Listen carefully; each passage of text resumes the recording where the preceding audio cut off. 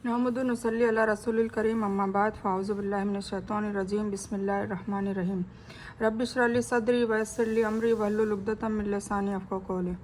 अस्सलामु अलैकुम रहमतुल्लाहि व बरकातुहू। अल्हम्दुलिल्लाह हमने अभी पारा नंबर 17 कंप्लीट किया है। सूरह हज भी कंप्लीट हो गई उसके साथ साथ, ठीक है। अब हम मज़ीद आगे बढ़ते हैं पारा नंबर 18 और सूरह मोमिनून। तो हम शुरू करते हैं। आउज़ु बिल्लाहि मिनश शैतानिर रजीम बिस्मिल्लाहिर रहमानिर रहीम। सूरह मोमिनून मक्का में नाजिल हुई और इसमें 118 आयतें और 6 रुकू है। अल्लाह के नाम से शुरू करता हूँ जो बड़ा मेहरबान निहायत रहम करने वाला है। बेशक ईमान वालों ने कामयाबी हासिल कर ली, जो अपनी नमाज में खुशू करते हैं, जो बेकार बातों से मुंह मोड़ लेते हैं, जो ज़कात अदा करने वाले हैं, जो अपनी शर्मगाहों की हिफाजत करने वाले हैं, सिवाय अपनी बीवियों और मिल्कियत की दासियों के। बेशक ये निंदा किए जाने वालों में से नहीं है। इसके सिवाय जो दूसरे ढूंढे वही सीमा उल्लंघन कर जाने वाले हैं। फलाह का शाब्दिक अर्थ चीरना होता है, काटना होता है। किसान को भी फलाही कहा जाता है। वह धरती को चीड़ फाड़ कर उसमें बीज बोता है। और मुफलिहून कामयाब भी वही होता है जो दुखों को काटता हुआ निशाने तक पहुंच जाता है।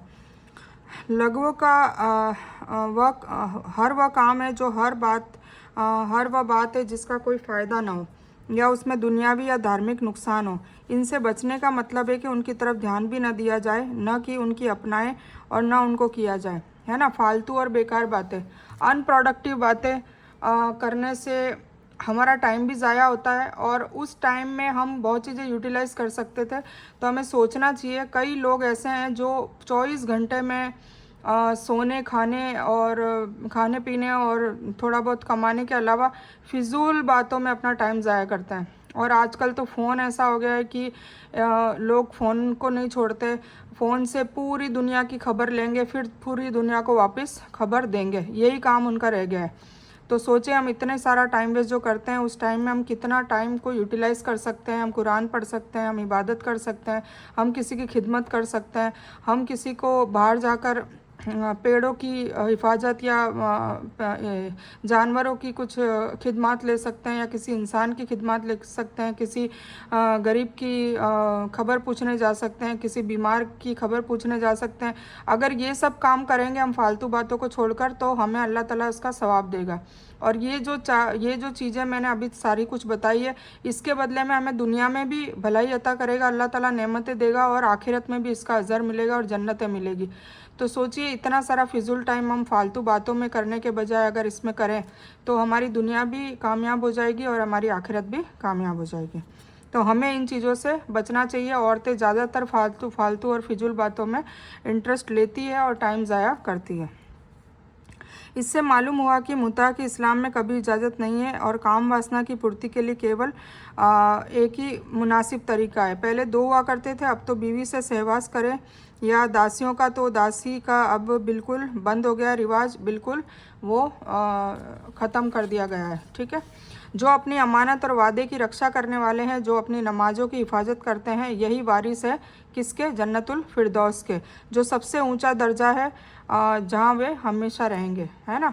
तो ये सिफ़तें अगर हम में भी आ जाए, जैसे नमाज़ पढ़ना, अमानत में खयानत न करना, वादा खिलाफ़ी न करना, बेकार की बातों से मुंह मोड़ लेना, बेकार की महफ़िलों में न जाना, और अपनी नमाज को खुशू से अदा करना, और अपनी शर्मगाहों की हिफाजत करना, और ज़कात अदा करते रहना। तो ये सारी जो चीज़ें हैं, और नेक और हलाल रिश्ता रखना, अपनी बीवी से हराम रिश्तों से बचना, तो वो किसके वारिस हो गए? अगर ये सारी सिफ़तें होंगी तो जन्नतुल फिरदौस के। अल्हम्दुलिल्लाह, अल्लाह ताला हम सबको भी इन लोगों में शामिल फरमाए, आमीन। और बेशक हमने इंसान को खनखनाती मिट्टी के साड़ से पैदा किया, फिर उसे वीर्य बनाकर सुरक्षित जगह में रख दिया। किस में? माँ के रेहम में, माँ के पेट में। फिर वीर्य को हमने जमा हुआ खून बना दिया, फिर उस खून के लोथड़े को गोश्त का टुकड़ा बना दिया, फिर गोश्त के टुकड़े में हड्डियाँ बनाई, फिर हड्डियों को गोश्त पहना दिया, फिर एक दूसरी शक्ल में उसे पैदा कर दिया। बाबरकत है वो अल्लाह जो सब कुछ सबसे अच्छी पैदाइश करने वाला है। ये देखिए पूरी, जो साइंस का स्टूडेंट होगा उसको पता चलेगा, पूरी एम्ब्रियोलॉजी बताई है ना। एम्ब्रियोलॉजी मतलब पूरा गर्भाशय का पूरा डेफिनेशन दे दी है कि कैसे एक स्पर्म जो है, वीर्य बोलते हैं, वीर्य को स्पर्म बोलते हैं, तो स्पर्म जो है वो खून, जमा हुआ खून मतलब जो ओवल होता है उसमें कैसे उसको कनेक्ट करता है।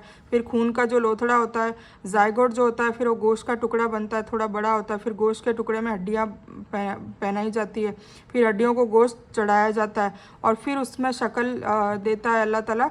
जब बच्चा 2-3 महीने का होता है तब तो सब एक जैसे ही होता है, पर फिर धीरे धीरे उस पर स्किन आती है, उस पर शक्ल आती है, उसका शेप होता है, और फिर वो अपने माँ बाप की तरह या अपने ख़ानदान की तरह शक्ल सूरत वाला और जिल्द वाला, स्किन टोन वाला पैदा होता है। इसके बाद फिर तुम सब ज़रूर मर जाने वाले हो, मतलब इस तरीके से अल्लाह पैदा करता है, फिर मर जाने वाले, और फिर क़यामत के दिन बेशक तुम वापस उठाए जाओगे, और हमने तुम्हारे ऊपर 7 आकाश बना दिए हैं, और हम सृष्टि से गाफिल नहीं हैं, और हम एक उचित मात्रा में आकाश से पानी बरसाते हैं, फिर उसे धरती के ऊपर रोक देते हैं, और हम उसके ले जाने पर यकीनन कादिर है। ठीक है, इस पानी के जरिए हम तुम्हारे लिए खजूरों और अंगूरों के बाग उपजा देते हैं, तुम्हारे लिए उनमें से बहुत से मेवे होते हैं, उन्हीं में से तुम खाते भी हो। मतलब अल्लाह ताला हमको सिर्फ पैदा करके हमको नहीं छोड़ दिया है, हमको पैदा करके हमारी सारी ज़रूरतों को अल्लाह ताला ने पूरी की है, और करता रहा है और करता रहेगा। और वह पेड़ जो सेना नाम से पहाड़ पर उगता है, जो तेल निकालता है और खाने वाले के लिए सालन है, क्या, जैतून। ठीक है, जैतून का जिक्र है इसमें। तुम्हारे लिए चौपाए जानवरों में भी बहुत बड़ी शिक्षा है, उनके पेटों से हम तुम्हें दूध पिलाते हैं, और दूसरे भी बहुत से फ़ायदे तुम्हारे लिए उनमें हैं, और उनमें से तुम कुछ को तो तुम खाते भी हो, और उन पर और नावों पर तुम सवार कराए जाते हो। अमानत से मुराद मुकर्रर ड्यूटी को पूरा करना है, छिपी बातों और माल की हिफाजत है, और वचन के पालन में अल्लाह से किए हुए वादे और इंसानों से किए हुए वादे और मुआहदे दोनों शामिल है। आखिर में फिर नमाजों की हिफाजत को सफलता के लिए ज़रूरी कहा है, जिससे नमाज की विशेषता और महत्व वाज़ेह होती है। लेकिन आज मुसलमान के करीब दूसरे नेक कामों की तरह इसकी कोई ख़ास अहमियत नहीं रह गई। मिट्टी से पैदा करने का मतलब पहले आदम की मिट्टी से पैदाइश है, या इंसान जो भोजन भी खाता है वह सब मिट्टी से ही पैदा होता है। इस बिना पर उस वीर्य की असल जो इंसान की उत्पत्ति की वजह बनती है वह भी मिट्टी ही है। सुरक्षित स्थान से मुराद माँ का गर्भाशय है, जहाँ 9 महीने बच्चा बड़ा महफूज रहता है और पलता है। यानी यह प्रबंध भी किया गया कि सारा पानी बारिश कर बह न जाए, बल्कि हमने चश्मों में, नहरों में, नदियों में, तालाबों में और कुओं के रूप में उसे महफूज भी किया है, क्योंकि उन सब की असल भी आसमानी बारिश ही है, ताकि उन दिनों में जब बारिश न हो तो ऐसे इलाकों में जहाँ वर्षा कम होती है, उस पानी की ज़्यादा ज़रूरत हो तो वो वहाँ से पानी ले लिया जाए। मतलब उसका इंतज़ाम भी कर रखा है कि स्टोर किया जाए उसको। और जो पेड़ सेना के नाम के पहाड़ का उगता है, उसमें जैतून के पेड़ का मुराद है, जिसका रस मतलब तेल के रूप में, फल सालन के रूप में इस्तेमाल होता है। और सालन का जो सिबा रंग क्या है, वो रोटी रस में डुबोकर रंग दी जाती है। तूर सीना जो पहाड़ है, तूरे सीना, ठीक है, वहाँ पर उसके करीबी इलाके में ख़ास तौर से इसकी पैदावार होती है। बेशक हमने नूह को उसकी कौम की और रसूल बनाकर भेजा। उसने कहा कि मेरी जाति के लोगों, अल्लाह की इबादत करो और उसके सिवाय तुम्हारा कोई माबूद नहीं। क्या तुम अल्लाह से नहीं डरते? उसके समाज के काफिर सरदारों ने साफ कह दिया, यह तो तुम जैसा ही इंसान है, यह तुम पर फजीलत और गलबा हासिल करना चाहता है। अल्लाह अगर अल्लाह ही को कबूल होता तो किसी फरिश्ते को उतारता, हमने तो इसे अपने बुजुर्गों के समय में सुना ही नहीं, है ना। मतलब हमने अपने पास्ट में सुना ही नहीं कि कोई अपनी ही कौम से कोई रसूल आ जाए या नबी आ जाए तो हम इसको नहीं मानते, नाउजुबिल्लाह। इस तरीके से नूह अलैहिस्सलाम को उनकी कौमों ने नकार दिया, झुटला दिया, नहीं माना। और वो कहते थे कि भाई अगर कोई रसूल और नबी कोई हो तो वो फरिश्ता होना चाहिए, वो हम जैसे इंसानों में से और हमारी कौम में से नहीं हो सकता। बेशक इस इंसान को जुनून है तो तुम उसे इस मुकर्रर वक्त तक ढील दो। नूह ने दुआ की, है मेरे रब। नूह ने 950 साल दावत दी और फिर आखिर में आके दुआ कर दी अपनी कौम के लिए कि क्या की कि इनके जुठलाने पर तू मेरी मदद कर। तो हमने उनकी तरफ वही भेजी कि तू हमारी आंखों के सामने हमारी वही के अनुसार एक नाव बना।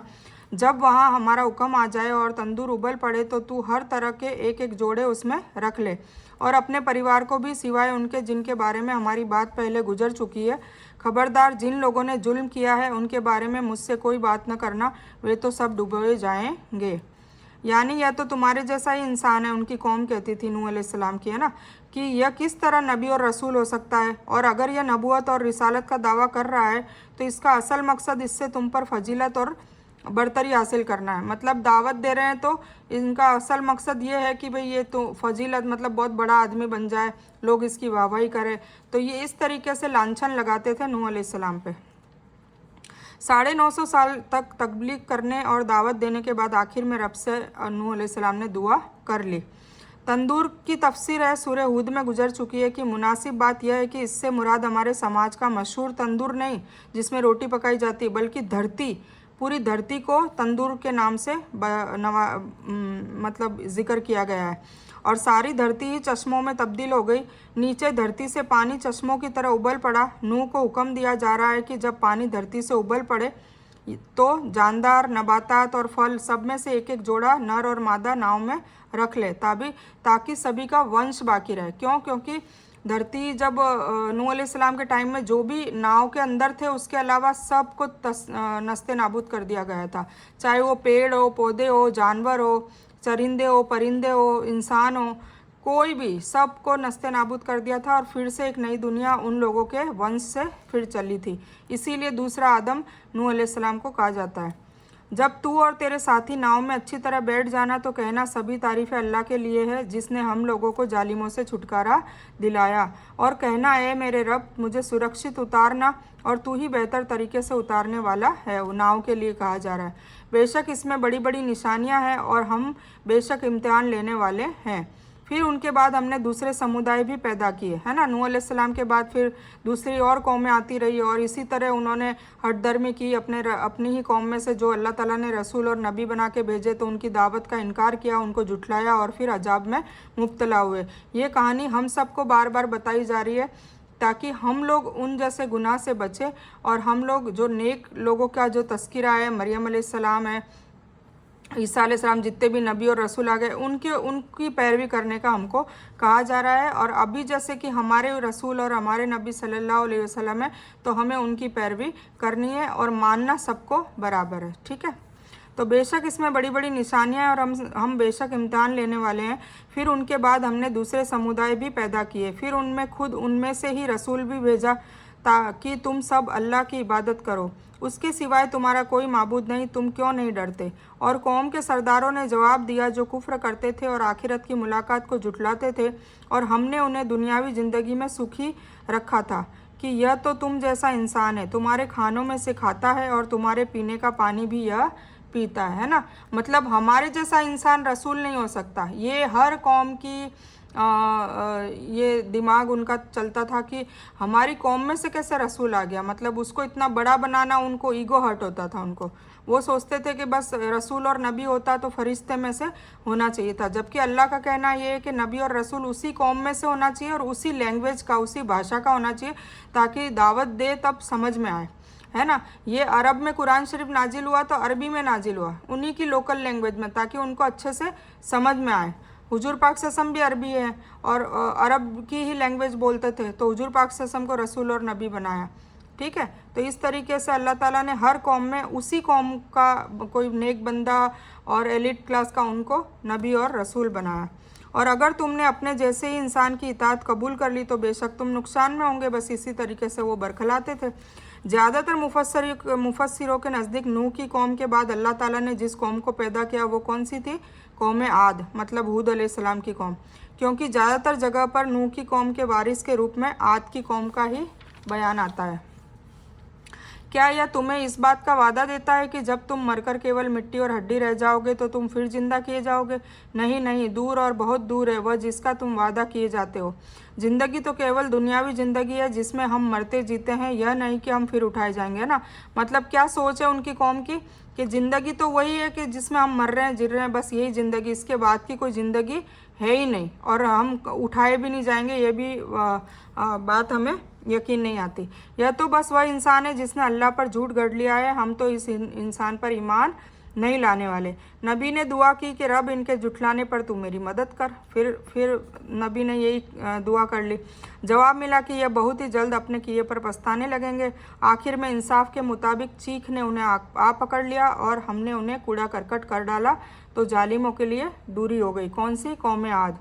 फिर उनके बाद हमने दूसरी कौम पैदा किया, फिर उसके बाद दूसरी कौम आई, एक कौम नस्ते नाबूद हो गई, फिर दूसरी कौम आई, फिर तीसरी, ऐसे करके कौमें आती रही। तो फिर उनके बाद हमने दूसरी भी कौम पैदा की। ना तो कोई कौम अपने वक्त से आगे बढ़ी और ना पीछे रही, मतलब हर कौम का एक मुकर्रर वक्त था। यह चीख कहते हैं कि हज़रत जिब्रील की थी। कुछ आलिम कहते हैं कि वैसे ही कड़ी चीख थी जैसे जिसकी तेज़ आंधियाँ थी। दोनों ने मिलकर उनको पल भर में तबाही के घाट उतार दिया। फिर हमने लगातार रसूल भेजे, जिस उम्मत के पास जब जब उसका रसूल आया उसने झुठलाया, तो हमने एक दूसरे के पीछे लगा दिया और उन्हें कहानी बना दिया। उन लोगों के लिए दूरी हो जो ईमान कबूल नहीं करते, है ना, और हम सब के लिए कहानी बना दिया। फिर हमने मूसा अलैहिस्सलाम को उसके भाई हारून को अपनी निशानियां और वाज़ेह दलील के साथ भेजा फ़िरौन और उसकी सेना की तरफ, लेकिन उन्होंने तकब्बुर किया और थे ही वे घमंड करने वाले। फ़िरौन की कौम कहने लगे, क्या हम आपने जैसे दो इंसानों पर ईमान लाए? है ना, हर कौम में यही उनकी सोच होती थी कि हमारे जैसे इंसान क्यों रसूल बन जाए। ठीक है, तो क्या कह रहे हैं ये भी कि अपने जैसे दो इंसानों पर ईमान लाए, जबकि खुद उनकी कौम हमारी गुलाम है ना। उनकी जो कौम बनी इसराइल थी वो तो फ़िरौन की कौम की गुलाम थी, तो उन्होंने उन दोनों को जुटलाया। आखिर में वे लोग भी हलाकशुदा लोगों में शामिल हो गए। और हमने तो मूसा को किताब भी दी थी, लोग सच्चे रास्ते पर आ जाए, तौरेत। और हमने मरियम के बेटे और उसकी माता को एक निशानी बनाया और दोनों को ऊंचे करार वाले और बहते पानी वाली जगह पर पना दी। इमाम इब्न कसीर फरमाते हैं कि हज़रत मूसा को तौरेत फ़िरौन और उसके मानने वालों को डुबोने के बाद अता की गई, और तौरेत के उतरने के बाद अल्लाह ताला ने किसी कौम को सामूहिक रूप से अजाब के जरिए में नाश नहीं किया, बल्कि मुसलमानों को यह हुक्म दिया जाता रहा कि वह काफिरों से जिहाद करें। क्योंकि हज़रत ईसा अलैहिस्सलाम का जन्म बिना पिता के हुआ, जो रब की ताकत का प्रतीक है। जिस तरह आदम को बिना माता पिता के पैदा किया, हव्वा को बिना माता के हज़रत आदम से, और दूसरे सभी इंसानों को माता पिता के मिलन से पैदा करना उसकी निशानियों में से है। ये भी बहुत बड़ा मोजज़ा है ना कि 4 टाइप से अल्लाह ताला ने इंसानों को पैदा किया। आदम अलैहिस्सलाम को बिना माँ बाप के पैदा किया, हव्वा अलैहिस्सलाम को बिना माँ के, फिर ईसा अलैहिस्सलाम को बिना बाप के, और हम सबको माँ बाप से। ठीक है, तो ये चारों तरीके अल्लाह ताला ने बता दिए कि अल्लाह ताला कितना शहीन कदीर है, अल्लाह ताला कितना ताकतवर है। वो चाहे तो कुछ भी और कैसे भी कर सकता है। ए पैगंबरों, हलाल चीज़ें खाओ और नेकी के काम करो, तुम जो कुछ कर रहे हो उसको मैं अच्छी तरह जानता हूँ। अब ये सूरह मोमिनून है ना, तो इसमें मोमिनों की सिफत है। तो मोमिन कौन है? सारे रसूल और पैगंबर, इसीलिए सारे पैगंबर और रसूल की छोटी छोटी कहानी आ रही है। और बेशक तुम्हारा यह दीन एक ही दीन है और मैं ही तुम सबका रब हूँ, तो तुम मुझसे डरते रहो, है ना। अल्लाह ताला कह रहा है आदम अलैहिस्सलाम से लेके हुजूर पाक सल्लल्लाहु अलैहि वसल्लम तक सारे रसूल एक ही दीन पर थे। तुम सबका दीन क्या है? एक ही है। तो फिर हम क्यों लड़ते झगड़ते हैं? गैर मुस्लिम और यहूदी ईसाई, है ना, तो सबका दीन एक ही है। फिर उन्होंने खुद ही अपनी बात के आपस में टुकड़े कर लिए, है ना, टुकड़े कर लिए, है ना। और मुसलमानों में भी टुकड़े हो रहे हैं, वो भी फिरके हो गए हैं। तो ये सब गलत है, जो अल्लाह को बिल्कुल पसंद नहीं है। हर फिरका उसके पास है जो उसी पर घमंड कर रहा है, और फिर हर फिरका अपने फिरके पे घमंड कर रहा है, मेरा फिरका सबसे अच्छा है ना। जैसे पूरी दुनिया के फिरके बताएं तो यहूदी हो गए, नसारा ईसाई हो गए, और गैर मुस्लिम जो मूर्ति पूजक है वो हो गए, मुसलमान हो गए, है ना। तो ये सारे हो गए। फिर मुसलमानों में फिरके देखें तो बरेलवी हो गए, जमाती हो गए, देवबंदी हो गए, अहले हदीस हो गए, वहाबी हो गए, शिया हो गए, सुन्नी हो गए। तो इस तरीके से मुसलमानों में भी टुकड़े टुकड़े हो गए, और हर फिरका अपने फिरके पे घमंड कर रहा है। जबकि अल्लाह ताला ने हमको मुस्लिम पैदा किया था और हमें मुस्लिम ही बने रहना है और हमें मुस्लिम ही मरना है। क्या ये इस तरह समझ बैठे कि हम जो कुछ भी उनका माल और औलाद बढ़ा रहे हैं वे उनके लिए भलाइयों में जल्दी कर रहे हैं? नहीं नहीं, बल्कि ये समझते ही नहीं। बेशक जो लोग अपने रब के डर से डरते हैं और जो अपने रब की आयतों पर ईमान रखते हैं और जो अपने रब के साथ किसी को साझी नहीं बनाते, और जो लोग देते हैं, जो कुछ देते हैं और उनके दिल कांपते हैं, तो वे अपने रब की तरफ लौटने वाले हैं। यही है जो जल्दी जल्दी नेकी हासिल कर रहे हैं और यही है जो उनकी तरफ दौड़ जाने वाले हैं। हम किसी जान को उसकी ताकत से ज़्यादा भार नहीं देते। हमारे पास एक किताब है जो सच ही बोलती है, उनके ऊपर तनिक भी जुल्म न होगा, बल्कि उनके दिल उस तरफ से गाफिल हैं और उनके लिए इसके सिवाय भी बहुत से कर्म हैं जिन्हें वे करने वाले हैं। यहाँ तक कि जब हम उनके खुशहाल लोगों को अजाब में जकड़ लिया तो वे बिलबिलाने लगे। आज मत बिलबिलाओ, बेशक तुम हमारे सामने मदद न किए जाओगे। मेरी आयतें तो तुम्हारे सामने पड़ी जाती थी, फिर भी तुम अपनी एड़ियों के बल उल्टे भागते थे, है ना। मैदान हशर में अल्लाह पूछेगा तो तब फिर अल्लाह ताला यही जवाब देगा कि जब मेरी आयतें तुम्हारे सामने खोल खोल कर पड़ी जाती थी तब तुम उल्टे मुंह भागते थे। अब मुझसे कुछ भी चीज़ की एक्सपेक्टेशन न रखो।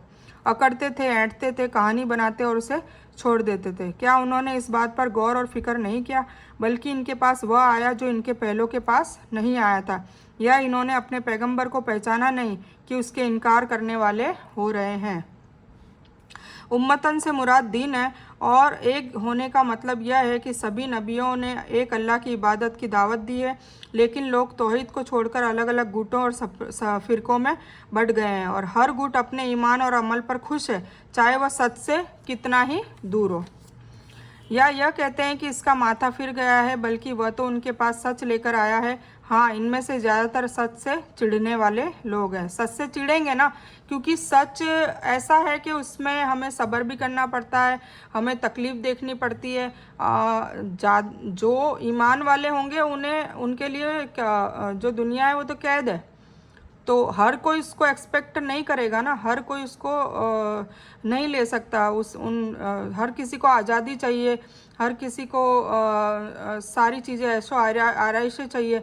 तो अगर वो दीन में मुकम्मल आ गया तो इन चीज़ों से उसको हटना भी पड़ सकता है। ऐसा नहीं है, अल्लाह ताला किसी को नवाजता है तो बहुत नवाजता है।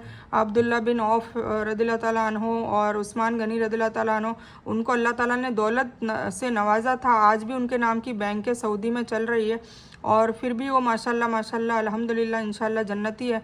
और उन्होंने अपनी दौलत का जो इस्तेमाल किया वो लोगों की खिदमत में किया, और उनके बाद भी अभी तक और क़यामत तक कई ऐसे लोग भी आएंगे जिनके पास दौलत होगी और उस दौलत का इस्तेमाल सही तरीके से करेंगे, और वो दौलत ही उनकी जन्नत का बाइस बन सकती है ना। तो ज़रूरी नहीं है कि सभी लोग ऐसे हो, पर अमूमन लोग दौलत के मिलने पर कंजूसी करने लगते हैं और अल्लाह की राह में खर्च करने से बचते हैं, डरते हैं, उन्हें ऐसा लगता है कि उनका माल ख़त्म हो जाएगा। तो ये सब इब्लिस की चालों में वो आ जाते हैं। तो अल्लाह ताला हम सबको इन चालों से बचाए। अगर हक़ ही उनकी इच्छाओं का अनुयायी हो जाए तो धरती और आकाश और उनके बीच जितनी चीज़ें हैं सब तहस नहस हो जाए। सच तो यह है कि हमने उन्हें उनकी नसीहत पहुंचा दी, लेकिन वे अपनी शिक्षा से मुंह मोड़ने वाले हैं। क्या आप उनसे कोई उजरत चाहते हैं? याद रखिए, आपके रब की उजरत बहुत बेहतर है और वह सबसे अच्छी रोजी पहुंचाने वाला है ना। जो भी रसूल और नबी आए उन्होंने कभी अपनी कौम से कोई उजरत नहीं मांगी। मतलब वो दावत दे रहे हैं तो उसके बदले में ना पैसा मांगा, ना शोहरत मांगी, ना दौलत मांगी, न ये कहा कि मुझे हमें इज्जत करो या गद्दियों पे बिठाओ जैसे आज के पीर और आलिम बैठते हैं।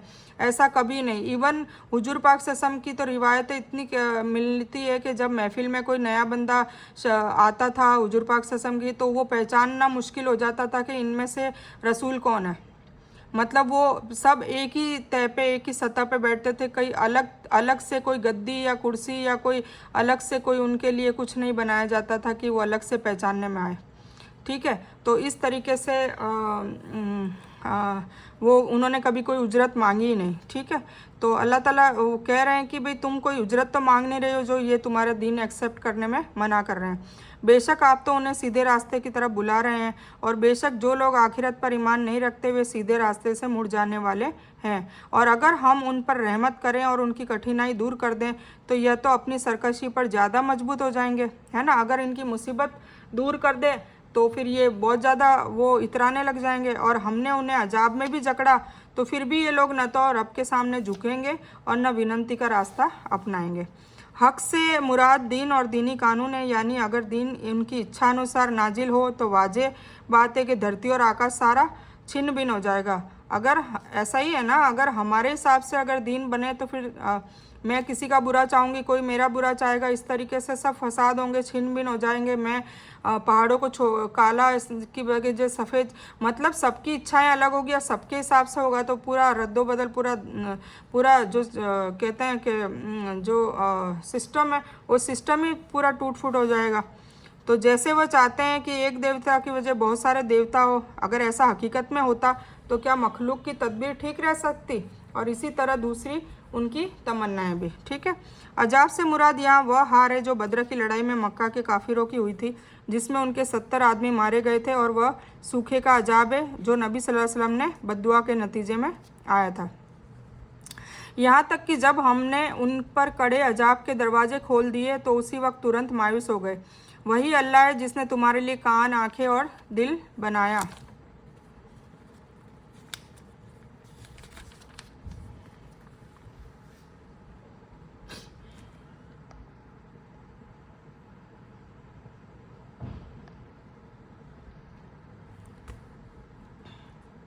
यहाँ तक कि जब हमने उन पर कड़े अजाब के दरवाजे खोल दिए तो उसी वक्त तुरंत मायूस हो गए। वही अल्लाह है जिसने तुम्हारे लिए कान, आंखें और दिल बनाया, लेकिन तुम बहुत कम शुक्रिया अदा करते हो। मतलब शुक्रिया अदा करना हो तो हम कितने लोग ऐसे हैं जो अंधे पैदा हुए हैं, कितने लोग ऐसे हैं जो बहरे पैदा हुए हैं, कितने ऐसे लोग हैं जो अजीब तरीके से, मतलब उनको एहसास नहीं है, फीलिंग्स नहीं है। जो ट्राइब्स में अपन देखते हैं यूट्यूब्स में, ये ट्राइब्स में जो आदिवासी लोग रह रहे हैं उनको कोई एहसास, कोई सेंस ही नहीं है, कपड़े पहनने का सेंस नहीं, कुछ भी नहीं है। तो अल्लाह ताला का हमको शुक्रिया अदा करना चाहिए कि हमें दिमाग दिया है, हमें तहजीब दिया, हमें कल्चर दिया है, हमें अशरफुल मखलूक़ात बनाया है, और हमारे सारे हाथ पाँव सब सही सलामत है, क़ुव्वत दी, ताकत दी, सोचने की अकल दी है। तो ये शुक्रिया करने के लिए क्या यह सब चीज़ें भी कम है? और वही है जिसने तुम्हें पैदा करके धरती पर फैला दिया, और उसी की तरफ तुम सब जमा किए जाओगे। और यह वही है जो जिलाता और मारता है, और रात दिन के फेरबदल करने का मालिक भी यही है। क्या तुमको समझ बूझ नहीं है? बल्कि उन लोगों ने भी वही बात कही जो पहले के लोग कहते चले आए। मतलब सारी कौम के लोग एक ही बात कह के आ रहे हैं। ये एक तो ये कि भाई क्या हम वापस जिंदा किए जाएंगे, है ना, कि जब हम मरकर मिट्टी और हड्डी हो जाएंगे तो क्या फिर भी हम जरूर खड़े किए जाएंगे, वापस जिंदा किए जाएंगे। इसमें उनको सोच फिक्र है। क्या वो ये नहीं जानते कि अल्लाह ताला इतनी ताकत रखता है? जब एक बार पैदा कर दिया, 4 तरीक़ों से पैदा कर दिया, हर मौजज़े दिखा दिए, पूरी दुनिया बना दी, तो फिर क्या हमें दोबारा ज़िंदा करने में क्या कोई ताकत की कमी पड़ रही है? हमसे और हमारे पूर्वजों से पहले ही यह वादा होता चला आया कि कुछ नहीं है तो केवल अगले लोगों के ढकोसले हैं। पूछिए तो कि धरती और उसकी कुल चीज़ें किसकी है, बताओ अगर जानते हो। इसमें अल्लाह की बड़ाई का बयान है। जिस तरह तुम्हें पैदा करके कई इलाकों में फैला दिया, तुम्हारे रंग भी एक दूसरे से अलग है, ज़बानें भी सबसे एक दूसरे से अलग है, भाषाएं, मामला और संस्कृति, मतलब तुम्हारा कल्चर भी एक दूसरे से अलग है, तहजीब अलग है। फिर एक वक्त आएगा कि तुम सबको जिंदा करके वो अपने दरबार में एक साथ जमा कर देगा, मैदान हशर में। वे तुरंत जवाब देंगे कि अल्लाह की। कह दीजिए तो फिर तुम नसीहत हासिल क्यों नहीं करते? पूछिए सातों आकाशों का और बहुत सम्मानित इज्जत वाले अर्श का रब कौन है? तो फिर जवाब देंगे कि अल्लाह है। कह दीजिए फिर तुम क्यों नहीं डरते? पूछिए कि सब चीज़ों का अधिकार, हक किसके हाथ में है, जो पनाह देता है और जिसकी तुलना में कोई पनाह नहीं दिया जाता? अगर तुम जानते हो तो बता दो। तो फिर जवाब देंगे कि अल्लाह है। फिर कह दीजिए कि तुम फिर किधर से जादू तुमको हो जाता है, मतलब तुम फिर दूसरे माबूदों को ले आते हो। सच यह है कि हमने तुम्हें सच पहुंचा दिया, और यह बेशक झूठ है। हमने तुम्हें सच पहुंचा दिया। क्या तौहीद है, क्या रिसालत है, क्या आखिरत है। न तो अल्लाह ने किसी को बेटा बनाया, न उसके साथ दूसरा कोई माबूद है, वरना हर देवता अपनी मखलूक के लिए फिरता और हर एक दूसरे पर ऊंचा होने की कोशिश करता ना। अगर 4-5 देवता या भगवान होते तो एक दूसरे की टक्कर में लड़ते आपस में। तो ऐसा नहीं है। एक ही पूरे सृष्टि का ईश्वर एक ही है, अल्लाह रब्बुल इज़्ज़त। हर एक दूसरे पर ऊंचा होने की वो कोशिश करता है। यह गुण यह बताते बताते अल्लाह उनसे पाक है। यह छिपी जाहिर का जानने वाला है, और जो शिर्क यह करते हैं उससे बहुत ऊंचा है। आप प्रार्थना करें कि ए मेरे रब, अगर तू मुझे वह दिखाए जिसका वादा इन्हें दिया जा रहा है, तो ए मेरे रब तू मुझे इन जालिमों के गुट में न करना। यानी जब तुम्हें कबूल है कि धरती का और उसके मौजूद हर चीज़ का पैदा करने वाला सिर्फ अल्लाह है, तो आकाश और महान अर्श का मालिक भी वही है, तो तुम्हें यह कबूल करने में क्यों शक है कि इबादत के लायक भी वह एक ही है? इबादत फिर तुम दूसरों की क्यों करते हो, है ना? तो फिर तुम उससे एक होने को कबूल करके उस अजाब से बचने की कोशिश क्यों नहीं करते। और हम जो कुछ वादे उन्हें दे रहे हैं सब आपको दिखा देने की कुदरत रखते हैं। बुराई को इस तरह से दूर करें जो पूरी तरह भलाई वाला हो। जो कुछ ये बयान करते हैं उसे हम अच्छी तरह जानते हैं। और ए मेरे रब, मैं तेरी पनाह चाहता हूँ कि वे मेरे पास आ जाएं, यहाँ तक कि जब उनमें से किसी की मौत आने लगती है तो कहता है कि ए मेरे रब, मुझे वापस लौटा दे कि अपनी छोड़ी हुई दुनिया में जाकर नेकी का काम करूं। जब मौत आती है तब बंदा ये ख्वाहिश करता है कि मुझे वापस दुनिया में भेज दे, अब मैं गुनाह नहीं करूंगा, अब मैं तेरी पैरोकारी करूंगा। पर अल्लाह ताला क्या कहता है, यह केवल एक कौल है जिसका यह कहने वाला है, उनके पीठ पीछे एक पट है और दोबारा जिंदा होने वाला दिन तक। मतलब अब वो एक बरज़ख की दुनिया में आ गया है। मतलब मौत के बाद एक जो नई ज़िंदगी और जो आखिरत के और दुनिया के बीच में एक पर्दा है, ठीक है, तो उसको बरज़ख किया कहा जाता है। मतलब कब्र वाली ज़िंदगी को बरज़ख की ज़िंदगी कहा जाता है। यह कामना हर काफिर मौत के वक्त, फिर उठाए जाने के वक्त और अल्लाह के दरबार में खड़े होते वक्त, तीन वक्त में ये कहेगा कि भाई मुझे वापस दुनिया में जाने दे ताकि मैं नेक काम करूं। लेकिन इसका कोई फ़ायदा नहीं होगा। कुरान करीम में इस विषय को कई जगहों पर बयान किया है। दो चीज़ों के बीच पर्दा है, उस पर्दे को आड़ को क्या कहा जाता है, बरज़ख। दुनिया की ज़िंदगी और आखिरत की ज़िंदगी के बीच जो मुद्दत होती है वो उसको कहा जाता है बरज़ख, क्योंकि मरने के बाद इंसान का नाता दुनिया से ख़त्म हो जाता है और आखिरत की ज़िंदगी की शुरुआत उस वक्त होगी जब सभी लोगों को दोबारा ज़िंदा किया जाएगा। तो ये जो बीच की ज़िंदगी जो कब्र में होती है या पक्षी के पेट में या जला देने की हालत में या मिट्टी के कणों में, मतलब जैसी भी मौत वो मरता है वो सारी बरज़ख की ही ज़िंदगी होती है। इंसान का यह वजूद जहाँ भी और जिस रूप में भी होगा, वाज़े तौर से वह मिट्टी बन चुका होगा या राख बनकर हवाओं में उड़ा दिया गया, नदियों में बहा दिया गया होगा, किसी जानवर का भोजन बन गया होगा। लेकिन अल्लाह ताला सभी को एक नया रूप अता करके जिंदा करेगा। तो ये अल्लाह ताला का कौल है। जो लोग ये सोचते हैं ना कि भाई चलो नॉर्मल मौत में गाड़ दिए जाएंगे, जो जला दिए जाएंगे, जो नदी में डूब गए होंगे या किसी को जानवर ने खा लिया होगा या कोई एक्सीडेंट में मारा होगा तो उसको पक्षी नोच नोच के खा लेंगे या कोई प्लेन में हवा में ही मर गया होगा, तो उन सब का क्या होगा, तो सबको अल्लाह ताला जिंदा करेगा। ठीक है, ये इसका जवाब है। तो जब नरसिंगा में फूंक मार दी जाएगी, मतलब जब ये क़यामत के दिन सूर फूका जाएगा, तो उस दिन ना तो आपस के संबंध रहेंगे और ना आपस की पूछताछ, कोई किसी से बातचीत ना करेगा। तो जिनकी तराजू का पलड़ा भारी हो गया वे तो कामयाबी हासिल कर लेंगे, मैदान अशर का जिक्र है।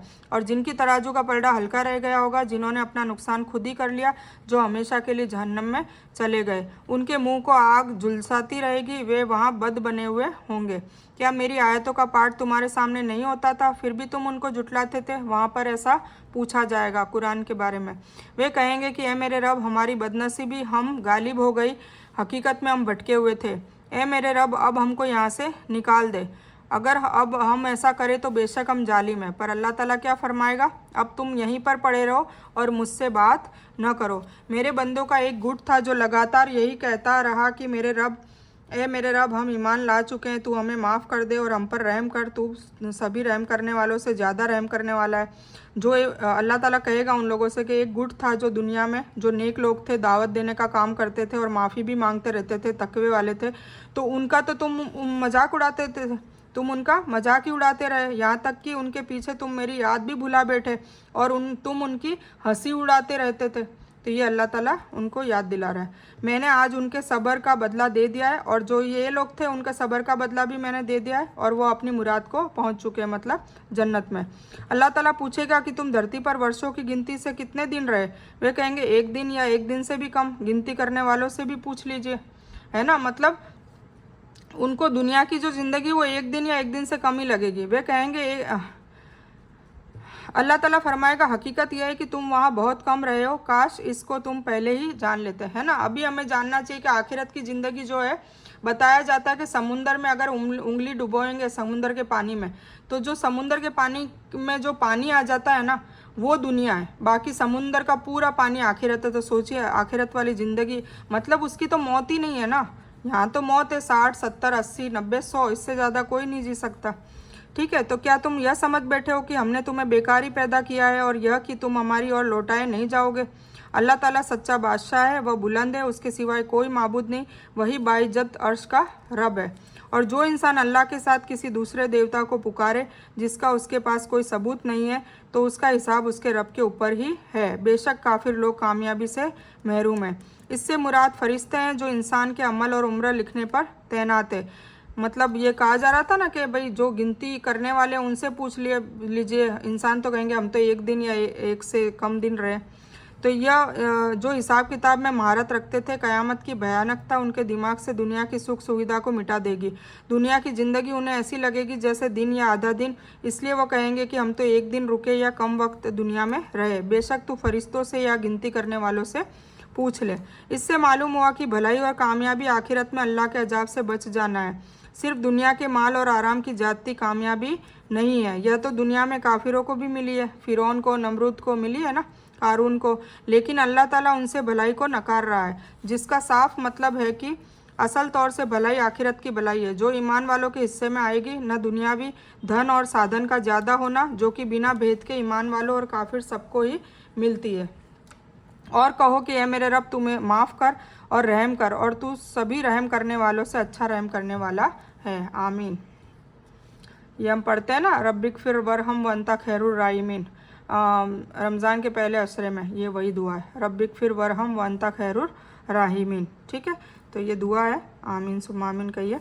और सूरे बस ईमान वालों और काफिर सबको ही मिलती है। ठीक है, अब हम नेक्स्ट सूरे नूर हम स्टार्ट हो गया है, पारा नंबर 18 ही है, और अभी हमने सूरे मोमिनून मुकम्मल की है। तो मैं इस बयान को यहीं मुकम्मल करती हूँ।